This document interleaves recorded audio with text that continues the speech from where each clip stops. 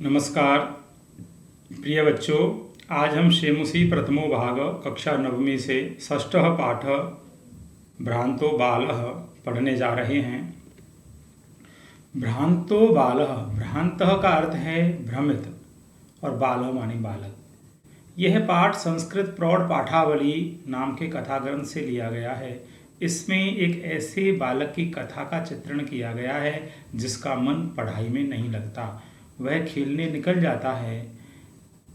जब अपने मित्रों में से किसी को उपलब्ध नहीं पाता है तो पशु पक्षी आदि के साथ भी वह खेलना चाहता है, लेकिन उसके साथ कोई भी खेलने के लिए तैयार नहीं होता है। पशु पक्षी आदि की व्यस्तता को देखकर वह शिक्षा प्राप्त करता है कि ये सब अपने कर्मों में लगे हुए हैं, मुझे भी अपने कार्य में लगना चाहिए, और घर आकर विद्यालय जाता है और ज्ञान प्राप्त करता है। आइए पाठ शुरू करते हैं। भ्रांतः कश्चन बालः, भ्रमित कोई बालक। पाठशाला विद्यालय गमन वेलायाम, जाने के वेला यानी समय में, क्रीडितुम निर्जगाम, खेलने के लिए निर्जगाम निकल गया। किंतु लेकिन तेन सह, उसके साथ, केली भी यानी खेलों में, कालम क्षेप्तुम, समय को, क्षेप्तुम माने नष्ट करने के लिए, तदा तब, को अपि कोई भी, वयस्येषु उपलभ्यमान, वयस्येषु यानी मित्रों में से, उपलभ्यमान मानी मौजूद, न आसीत नहीं था। यतः क्योंकि, ते सर्वेपि वे सभी, पूर्व दिन पाठान पहले दिन के पाठों को, स्मृत्वा मानी याद करके, विद्यालय गमनाय विद्यालय जाने के लिए, त्वरमाणा यानी तैयार, बभूवु मानी हो गए थे। तंद्रालु बालो, तंद्रालु अर्थात आलसी, बालो मानी बालक, यह आलसी बालक, लज्जया लज्जा के कारण, शर्म के कारण, तेषाम दृष्टि पथमपि परिहरेन, उनके दृष्टिपथम यानी नजरों से भी, परिहरेन मानी बचता हुआ, एकाकी अकेला ही, किमपि उद्यानम, किम अपि उद्यानम किसी उद्यान में, प्रविवेश प्रवेश कर गया, चला गया। सह माने वह, चिंतयामास सोचा, अर्थात उस बच्चे ने सोचा कि विरमंतु एते वराका पुस्तक दासा, एते माने ये, वराका बेचारे, पुस्तक दासा पुस्तक के दास, विरमंतु वही रहें, अहम मानी मैं तो, पुनः फिर, आत्मानम विनयोदयिष्यामि, आत्मानम अपने आप को, विनोदयिष्यामि खुश रखूंगा, खुश करूंगा। ननु नहीं तो निश्चित रूप से, भूय माने पुनः मुझे, द्रक्ष्यामि देखना होगा, क्रुद्धस्य उपाध्यायस्य मुखम, क्रोधी अध्यापक का मुख मुझे फिर विद्यालय जाकर देखना होगा। संत्वेते निष्कुटवासिना, संतु प्लस एते इसका विच्छेद है, तो एते माने ये, निष्कुटवासिन माने पेड़ की खोखल में रहने वाले, प्राणिनः माने पक्षी प्राणी, एव माने ही, मम वयस्याः मेरे वयस्याः माने मित्र, संतु माने हों।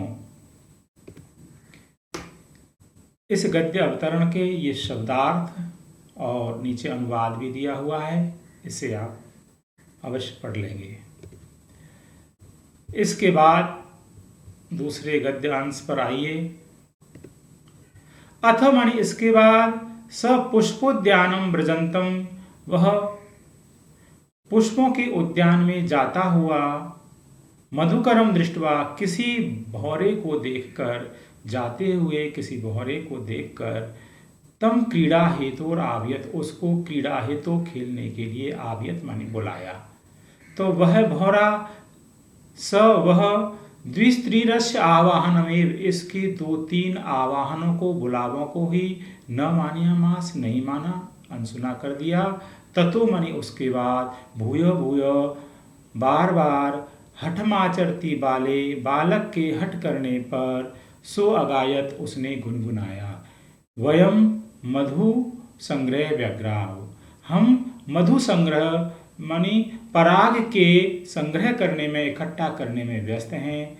तदा मानी तब, स बालः वह बालक, कृतम अनेन मिथ्या गर्वितेन कीटेन, छोड़ो इस मिथ्या घमंडी कीड़े को, इति अन्यतो ऐसा कहकर अन्यतः माने दूसरी ओर दत्त दृष्टि दृष्टि डालकर चटकम एकम एक चिड़िया को जो चंचवा तृणशलाका आदिकम आददानम जो चोंच में तृण की सीख पकड़ी हुई थी आददानम मानी ग्रहण की हुई थी उसको अपश्यत मानी देखा और उवाच च और उससे उवाच बोला कि अई चटकपोत अरे चिड़िया के बच्चे मानुषस्य मम मित्रम भविष्यसि क्या तुम मेरे मनुष्य के मित्र बनोगे एहि आओ क्रीड़ावह हम दोनों खेलते हैं त्यज शुष्कम एतत् तृणम और एतत् तृणम शुष्कम त्यज इस सूखे तिनके को त्याग दो मैं स्वादुनी भक्ष्य कबलानी